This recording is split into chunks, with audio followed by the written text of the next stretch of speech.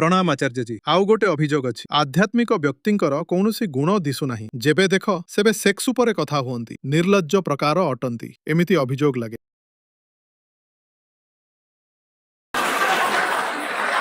ସେଇଟା ତ ମୁଁ ନିର୍ଲଜ୍ଜ ତ ମୁଁ ଗର୍ବର ସହ ଅଛି।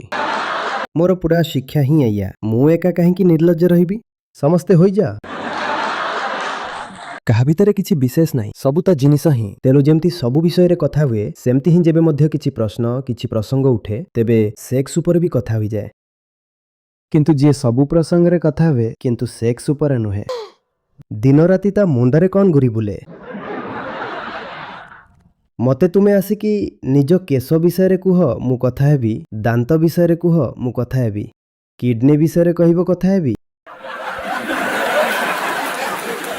ମୋ ପାଇଁ ତ ଶରୀର ହେଉଛି ମାଟି, ସବୁ ଅଙ୍ଗ ସମାନ।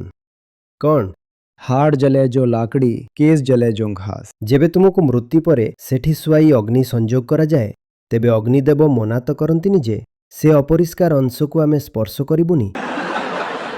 ତାଙ୍କ ପାଇଁ ତ ସବୁ ଭୌତିକ ପଦାର୍ଥ ମାଟି ଅଟେ। ମାଟି ପାଉଁଶ ହୋଇଗଲା, ମାଟି ମାଟି ହୋଇଗଲା, କିଛି ପାର୍ଥକ୍ୟ ନାହିଁ। କିନ୍ତୁ ତାଙ୍କ କଥା ଭାବ, ଯାହାଙ୍କ ସାମ୍ନାରେ ସେକ୍ସ ଆସିବା ମାତ୍ରେ ସେ ଏମିତି ଅସହଜ ହୋଇଯାଆନ୍ତି।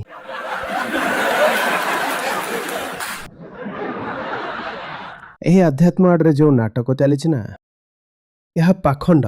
ଏହାକୁ ଉନ୍ମୋଚନ କର। ଯେବେ ତୁମେ ସେକ୍ସକୁ ବାରଣ କରୁଛ ତେବେ ସେକ୍ସ ଉସୁକେଇବାର ସବୁଠୁ ବଡ଼ ଅଭିଯୋଗ ତ ମହିଳାମାନଙ୍କ ଉପରେ ହିଁ ଲାଗେ କି ଆମେ ତ ଠିକ୍ ଥିଲୁ, କିନ୍ତୁ ଏହି ରମ୍ଭା ଉର୍ବଶୀ ଆସିକି ସବୁ ଖେଳ ବିଗାଡ଼ି ଦିଅନ୍ତି। ତେଣୁ ତାଙ୍କୁ ବନ୍ଧନରେ ରଖ, ଅଧୀନରେ ରଖ, ଓଢ଼ଣା ଭିତରେ ରଖ।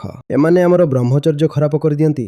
ନାରୀ ନର୍କର ଦ୍ୱାର। ତୁମକୁ ଦେଖାଯାଉନି ଏ ଜିନିଷ, ତୁମର ଲାଜ ହିଁ ତୁମର ବନ୍ଧନ। ସେଇ ବେଡ଼ିକୁ ବ୍ୟବହାର କରି ସମାଜ ଖୁଣ୍ଟରେ ବାନ୍ଧିକି ରଖେ ତୁମକୁ।